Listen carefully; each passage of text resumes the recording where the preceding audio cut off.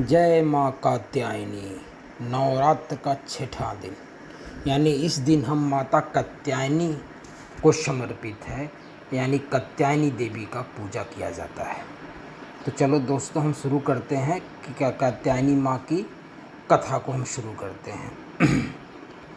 तो आपको बता दें थोड़ी सी, जब कृष्ण को पाने के लिए गोपियों ने कात्यायनी देवी की पूजा की थी, तो कृष्ण उन गोपियों को मिले थे। ये कथा है उस समय की जब कृष्ण भगवान थे। तो कात्यायनी माँ का कैसे उत्पत्ति, कैसे जन्म हुआ, कैसे कैसे इसकी कहानी पे हम बात करते हैं।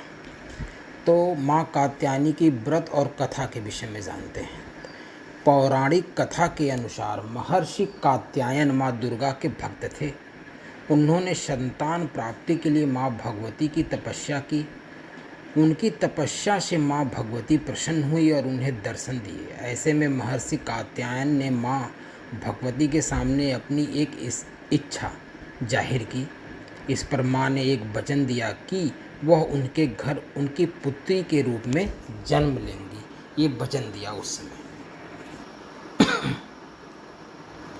फिर एक समय ऐसा आया जब महिषासुर नामक राक्षस का अत्याचार बहुत बढ़ गया पृथ्वी लोक पे, और वो तीनों लोक में अत्याचार मचाना जब शुरू किया, तो उस समय ब्रह्मा, विष्णु और महेश के प्रकाश से महर्षि कात्यायन के घर पुत्री का जन्म हुआ। महर्षि के घर जन्म लेने के कारण उनका नाम कात्यायनी रखा। इसके बाद ऋषि कात्यायन ने सप्तमी, अष्टमी और नवमी तिथि पर माँ कात्यायनी की सच्चे मन से पूजा की।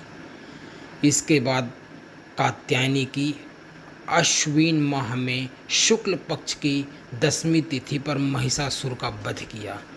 तीनों लोगों को उनको अत्याचारों से मुक्त कराया।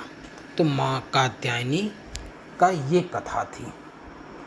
पूजा पंचांग के अनुसार अश्विनी माह के शुक्ल पक्ष षष्ठी यानी छठे तिथि की शुरुआत में ही की जाती है।